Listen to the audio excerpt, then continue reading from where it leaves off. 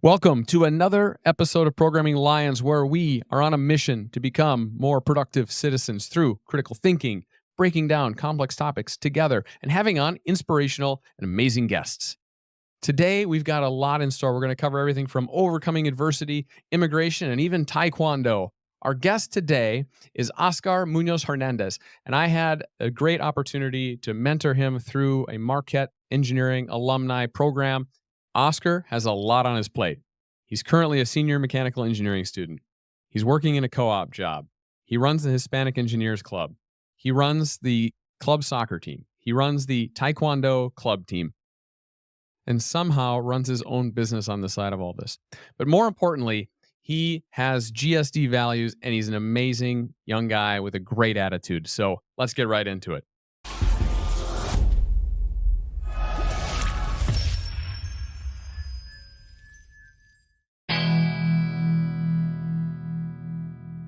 Yep.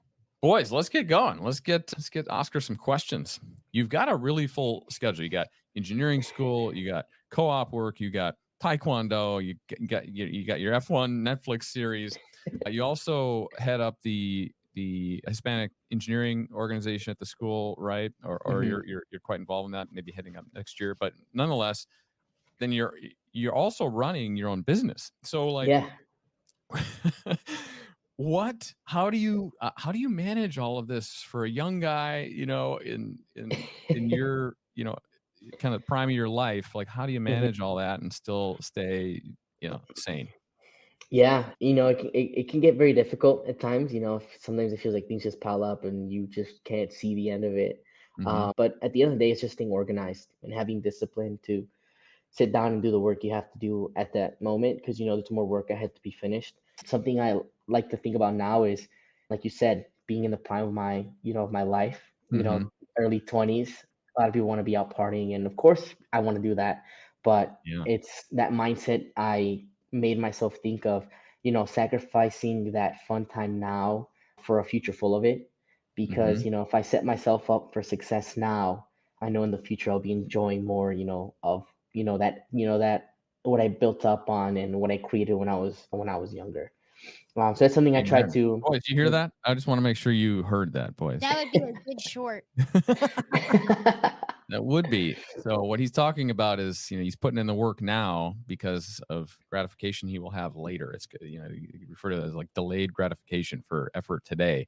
He's giving up some short-term things like partying and things that, well, maybe you remember, but maybe, ultimately aren't really that important in the long term for things that are important. So I love that. Thank you. Like, finances play a huge role of where I was eventually going to end up and Sure. go to school.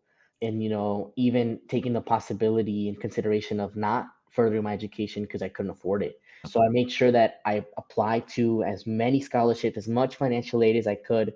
And again, it was, instead of going out on weekends, spending my night searching scholarships and applying and proofreading and talking to mentors and advisors on how I can, make this better, submitting and sending hundreds of scholarship applications. And that's when I saw it at the end that it worked out, because Yeah. I was very fortunate enough to receive the Opus Scholars Award from Marquette University. Tell me, when this news came through that you got the scholarship, that must have been pretty awesome. Yeah, so I remember I was looking scholarships, right? So to me, one of my top schools was Marquette, and my mom was like, "Have you applied to the Opus scholarship?" And I was like, "Mom, like, listen, they only accept like 2 kids a year or 4 at max, Yeah. and it's pools of thousands of students. Right. When the SSS, I have a bigger chance. I'm gonna put all my time." And so she was like, "Apply, Oscar, apply." And I was like, "Okay, Mom, I'll apply."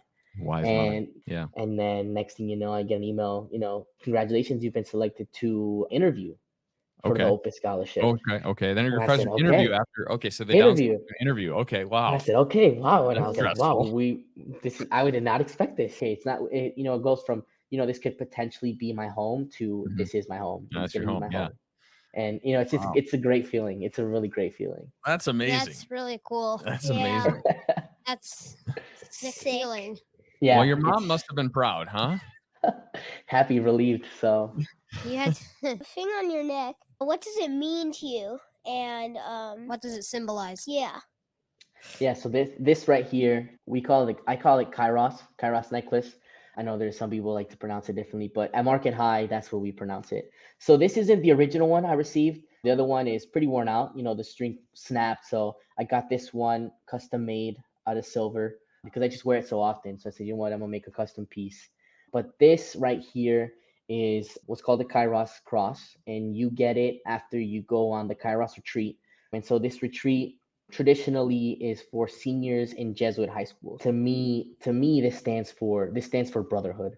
One of the main things I think about brotherhood is, you never walk alone, which is one of the things why I love Liverpool. That's my team. You'll never walk alone, brotherhood, because you can think you know people, but you never really know what they're going through. And really taught me to value what I have, and to really care for the people around me. And every sometimes when things get tough, things can pile up, things can be stressful. Sometimes you can feel like you're alone in some situations. So every time I carry this, it's a constant reminder that I'm not alone. Like, it's a great conversation starter as well, because you're like, hey, you got a Kairos necklace. Where'd you go to high school? And they'll say, oh, Gonzaga Prep. And then, oh, okay, I went to Market High. Then you have that to talk. I love how you think of it as a conversation starter, because you've now sort of got this, like, even though you don't know somebody, you've got this sort of similar experience and bond with them that you can Yeah. associate and kind of harmonize with. And that's a cool, it's a cool way to Yeah. get to know somebody too, because you've already got some sort of, let's say, I don't know, common ground or value system. So Yeah. yeah, very cool. Is it true that you are going to be the first one to graduate high school and college? That is very true. Very true. You're pretty humble, but like you must feel pretty good about getting out on that and getting the opportunity. And then now it sounds like you've led by example. You've made a lot of, good Yeah. decisions and sacrifices in your life to get to where you are. But also your brother now is like following in your footsteps. And when you're out here, we talked a lot about your brother and Yeah. your mentorship with him to get him kind of on a similar track that what you're on and doing. And so, yeah, I mean, a real testament to you and Thank you. your mother and everybody. That's quite a story. Yep. Yeah, all of this is possible because of my mother. So, I can only do so much, but without the support of a parent, we're really lost. So because of her guidance, I've been able to do what I've done. So Yeah. shout out to my mom. I don't know what we'd do without mom around here. We'd Yeah. all be a complete mess. We would. I don't know what would have happened to us if mom had not been there. Yeah. She keeps us on track, and when we're down, she encourages us. She gets us around, corners, and yeah, it's incredible. But it sounds like you've got one heck of a mother that tell you. And maybe just to add on to that, you, I'd say, in a lot of ways are living, kind of living the American dream, right? You're getting, through a great school. You've got a business that you're running. You've got contacts, and you're doing well. You're on sort of the track for success. And there's a lot of sacrifices that your family made to kind of get here and put you in this position. And you talk a lot about your mother, but could you, I don't know, tell us a little bit more about that, and like how did this come to fruition? Yeah, so the road has not been easy, and I don't think we're anywhere finished. We're just getting started. So my mother came to the United States when she was 19. So she crossed the border with my biological father, and so This getting is here at the before you were age of born, or 19. Yes, this was before I was born. okay? So she had me when she was 21. And so, the whole reason we talked today about why she came to the United States was to give me an education, because she saw where she lived. It was such a small town. And I've had the fortunate opportunity to go to the town where she's from this summer, and, seeing there and staying there a couple of days, I can see why she wanted to leave. It's not a bad place. There just isn't opportunity to grow and prosper and succeed. So she said she didn't want that life for, her kids. So she said, let's go to the land of opportunity, USA, here we come. So she crossed when she was 19, had me at 21, and, she had my brother as well. So when I was in third grade, my father walked out on my family out of nowhere. He just left. So, you can just imagine my mother coming at such a young age to a country with no family, not knowing the language, whole different climate as well. She talks about now we see the seasons change, it's getting colder. She would tell me that when she was there, like early on, like when she was 19, 20, 21, she would just go to the window after work and start crying because she missed her family, her friends. She felt so lonely, and I don't Mhm. blame her. And I try to put myself in her shoes, and being that young and moving away and going through all sacrificing your life on the journey because you have to cross the desert to get Yeah. here. And there's so many dangers in crossing the border with just the desert itself, Mhm. having to walk across or hiding from immigration, and putting your trust on what we call coyotes, right? So the Yeah. people that Yeah. kind of lead you and guide you. They Some can of them take are it. not, They yeah, some can of them they are can not take the best. advantage of Yep. people. There's stories where they've left people, groups of people stranded, just take their money. Yep. A lot of abuse towards the people they bring over to the United States. But she was fortunate enough where she got here safe, Mm. but living in constant fear of deportation. Yeah. So she said all that stopped when she had me. She said she felt she had something Okay. to look forward to. Yeah. So then she had me, my brother, but then unfortunately when I was in third grade, so yeah, man, I can't even remember what year that was. Actually, no, I was in third grade. My father walked out. So That's now fine. we went from a family of four to a family of three. And so I feel like that has been a major turning point in my life. It's definitely made me who I am today, because she was left in a situation where she was in a lot of debt because of my father, Mhm. and she had $10 in her bank account and thousands of dollars in debt, Oh, and seeing my mother work and 2 long kids. hours and two Yeah. kids, yeah. And my brother was in the hospital when all this went down, so Oh, she couldn't even work. She had to be in the hospital with my brother. So, just seeing my mother struggle and being in the situation she was, I feel like it's really made me mature a lot mhm. faster than what normal, kids mature. So in third grade, I was thinking about what am I going to do with my brother? Like, how am I going to take care of him versus, playing with my Power Rangers, for example. Yeah. So I just remember like going to school, picking him up, and we lived like a block from school. So we walk home. And so my brother's 6 years younger than me. And so, I had to learn how to cook. I had to learn how to clean because I wanted to help out my mom as much as Yeah, I you had to could. grow up But fast. I couldn't go to work. I couldn't make money. So I was Mhm. like, how can I help my mom? And my mom's going out to work all day. The least thing I can do is cook some food, Mhm. keep the house clean, keep my room clean so Mhm. that she doesn't have to worry about that when she comes home. Yeah. So I feel like because of that, I've always tried to be the rock, be the strong force in my family because I know that my mom had nobody to lean on, and I want her to lean on me, even though I was, just in third grade, fourth grade. And yeah, it was definitely one of the hardest parts of my life, if not It's the almost like you hardest. became the man of the house overnight there. Yeah, it is. You as the oldest, you take that responsibility of being the man of the house. Yeah. And I made sure that day really solidified that whatever I do, I had to always make sure that it was something positive because I had to be the role model for my younger brother. Because Yeah. if I screwed up, he was going to screw up. And Yeah. I wanted him to succeed. So if I want him to succeed, I need to succeed because I need to show him that it's possible. Because being the oldest, being the man of the house, you're the first one to apply to high school. You're the first one to apply to college. You're the first one to apply to FAFSA. My parents didn't know. My mom didn't know what FAFSA was. My mom only went to school up to the fourth grade. She only has a Wow. fourth grade education, and she would see me do algebra. She's like, why are there the letters in math? And I was Oh like, my mom, it's gosh. algebra. So Yeah. there's things where you're being the oldest, you have to Yeah, take the so you didn't reign. get And help with homework at home. You were kinda, yeah, you had to no, figure it out. Yeah. yes, yeah, exactly. It's the way my mom describes it is you're the one that has to knock on the doors. Being the Mhm. oldest one, you're the one constantly knocking on doors. You have to be asking for help. You have to be making those connections. You have to be networking. And Mhm. that's something I learned at a very young age because if I didn't, I would not be in the place I'm at right now. Yeah. And because I have all these connections now, it's a lot easier for me to give those connections to my brother.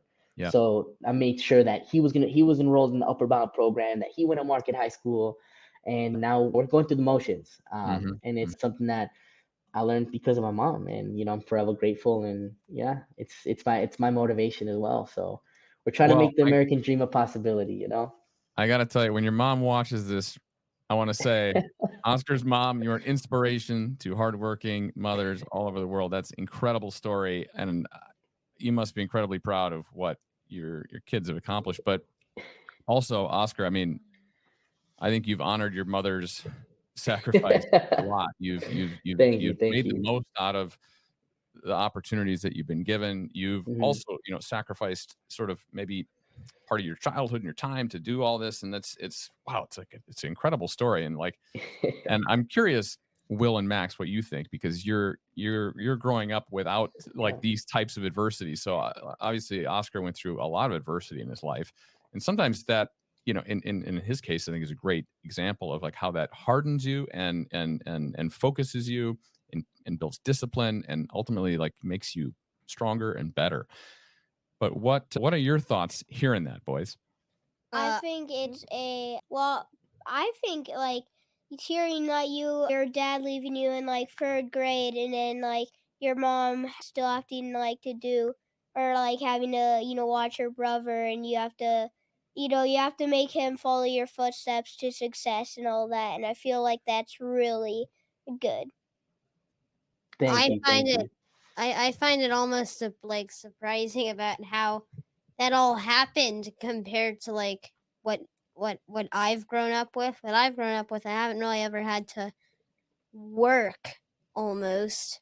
Yeah. We've had to do a few small things like take out the garbage and stuff, but I cannot imagine what that would be like. I remember when I was young, my main fear was moving out, like having to leave my house. I was Okay, like, yeah. Mom, are we gonna be homeless? Like that was my fear. Like I did not want to be homeless.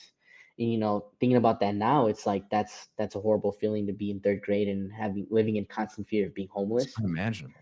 Like It was something that no was third grader should very have to worry about. exactly. Yeah. No third grader should ever worry about their living situation, if they're gonna be homeless or any like that. And I remember because of the debt she had. Well, I should probably say like this: the debt she owed wasn't because of her, right? Mhm. So the way my parents worked things out was my mom would go. My mom was the only bread maker in the family. My Mhm. biological father did not work. He stayed at home all day Yeah. because he had health issues. He was very overweight. Mhm. And so that led to complications in his eyesight. So my mother said, wanted to be a great wife, said, hey, stay at home, work on yourself, and Yep. I'll make the money. Yeah. And all you have to do is I'll give you the money and you go to the places to make the bill payments. Sure.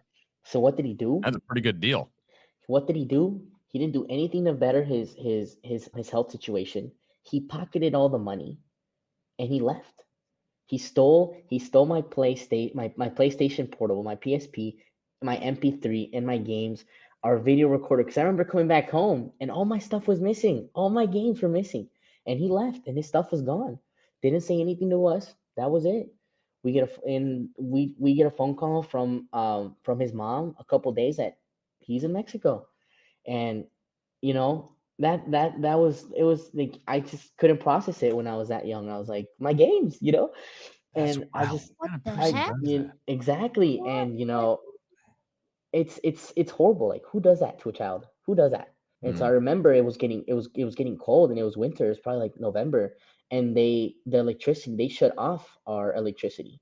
We had no heat, Jesus. no electricity. So we were a couple days running on generators because she had a friend that had some generators and some heating, like those electric furnaces. Yeah. And so remember, we would just go in a room and light one of those up and try to stay warm That is wild. And until Milwaukee, we boys, Milwaukee's cold in the winter. Milwaukee's Yeah, cold. that's what you've told me like 5,000 Yeah. times. Yeah. We live in Phoenix, so Yeah, no, in that Milwaukee, is Milwaukee gets wild. That cold. is wild. And Wild. so I imagine it just took time to chip away at all these things and get back to sort of like level. It definitely took time to chip away. My mom would be working 3 jobs at a time, and she got us out, and we didn't move. And we still live in that house till this day. I have this huge respect for my mother Yeah. because of what she did for me and my brother, and what she still continues to do for us till this day. Yeah. You going through what you've gone through, and you hear somebody having a mental health breakdown over, like, I don't know, they don't have an unlimited data plan on their cell phone, like something so benign in life, right? Or they, I don't know, weren't treated right at a restaurant or something silly. The What do internet's you, out. for someone like you that's really gone through a lot, how do you unpack that? Because you must see this and be like, oh yeah, that's tough. you know, terrible. I have, obviously I've heard of situations like that. Like I've heard of people complaining about the littlest stuff, and I'm just like, I always think back, like, man, only if you knew how I had it. And it comes down to the kairos, these Jesuit values, not knowing what somebody's going through. And to me, I know what I went through, and obviously I've learned to value things differently. And having empathy is a key component to understanding why that person is complaining about what they're complaining about. And probably they haven't gone through what you've gone through. So you can't just go there and start talking to them or like, you don't know, you never had it like me, blah, blah, blah. Yeah. You have to meet them at where they're at. Sure. Because not everybody is going through the same thing. Not everybody will go through the same thing. Yeah. And as much as I want to be like, man, be quiet, stop complaining, suck it up, buttercup. Yep. Who cares about your data plan? You just, Right. you can't, because you don't, you could probably lash out and kind of all relevant. It's like, yeah, it's almost like somebody in the gym that's never lifted weights, right? And they're struggling with a 5-pound weight. And yet there's somebody that's been in the gym doing 100-pound dumbbell lift, right? It's the same thing. I think it's like the same thing with adversity. People that have faced a lot of it, understand how to face more of it. And people that haven't, they're just like exercising that muscle, that adversity muscle. And they're like not sure how to deal with it yet. And so the burn you get from the 5-pound weight when you've never dealt with it is probably, it feels the same to them, even though, you're lifting a 100-pound weight, they're lifting a 5-pound weight. It's, it's relative to their sort of adversity. I think you bring up a wise point, is you got to try to meet people where they are, understand. Yeah. So flash forward, my mother got remarried. So she's now married with, I like to call him my dad. So, a lot has changed. And so one day, me and my mother left the house in the morning because she was going to go to work. She was going to drop me off in high school. And my little brother was in the shower getting ready. And so my dad was in the house because he was going to take my brother to school. And he remembers that my brother was in the shower. He was going downstairs when he hears the door just bust open, just somebody breaking into the house. So he's alert because he knew we were out.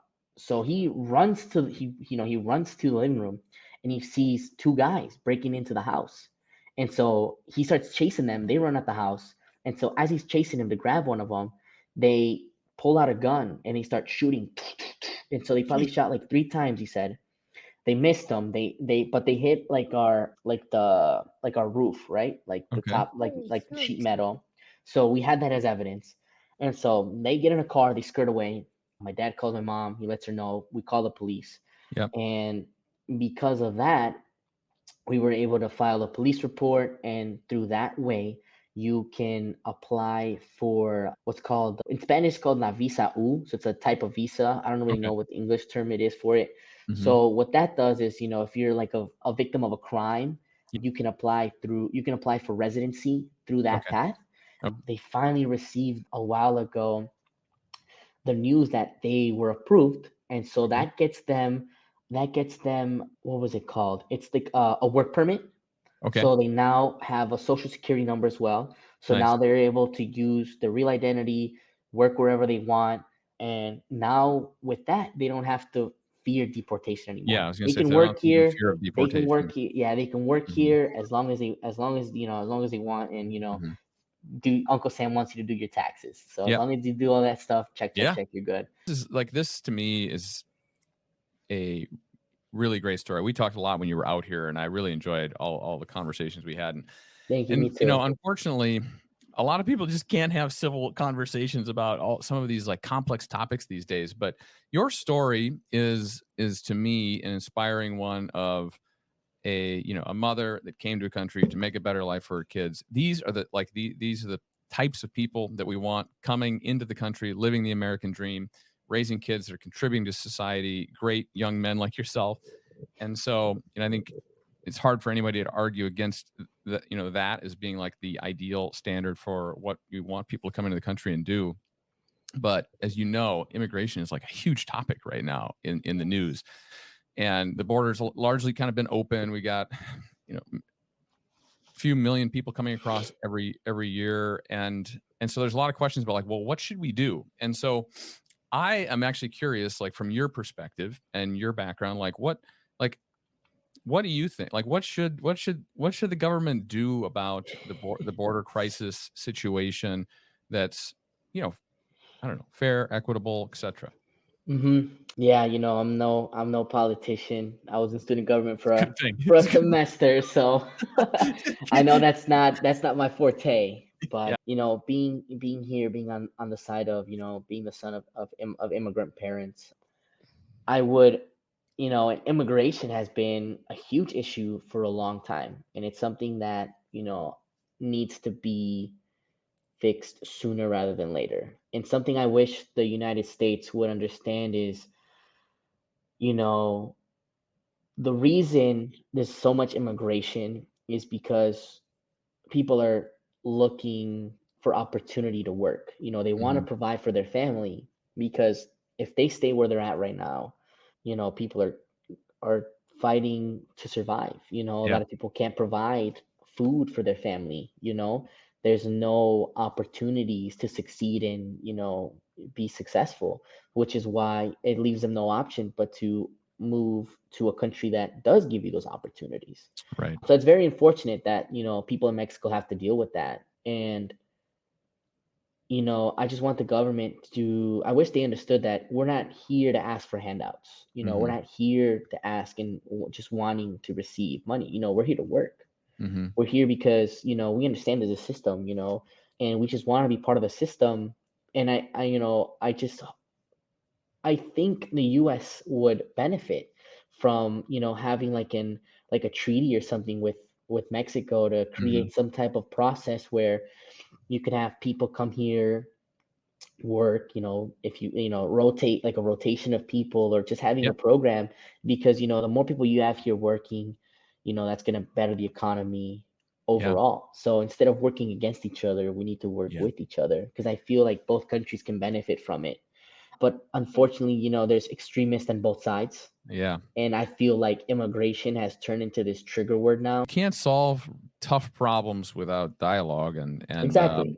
and seeking to understand both sides. And that's and people that watch our podcast with the boys, they might criticize me for being biased one way or the other.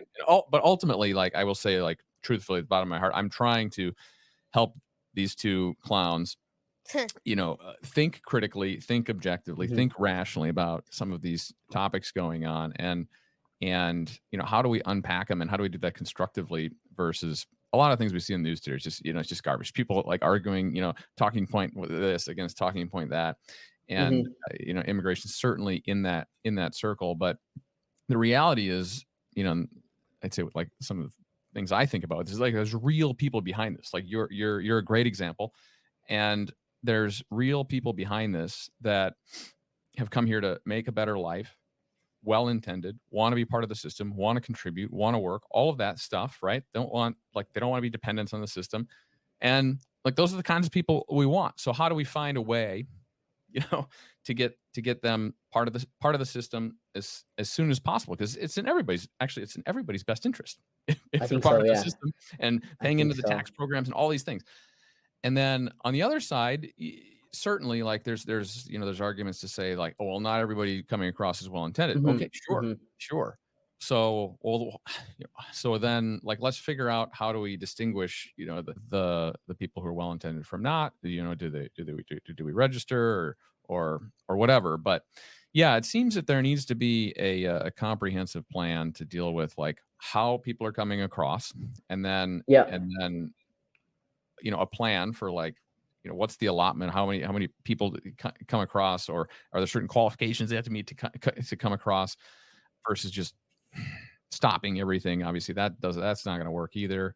And then there's like everybody that's come here, and and in dealing with that, to me, they're two kind of separate problems that need different solutions. And I don't know all the solutions. I'm not a politician either. Thank goodness. But Yeah. But what I find is that I don't hear a lot on the news about people actually sitting down and trying to like, okay, let's like whiteboard this thing out. Okay, like, what? How do we find good compromise? There's a lot of nuances to it, but I'd love to see people just sort of try to unpack it and get to an answer instead of just kicking the can down the road. Yeah. Go for it, boys. Someone has to say something. No, I was just saying. Oh, okay. I totally agree. Yeah. I don't really know how to contribute to this conversation. I'm here to agree.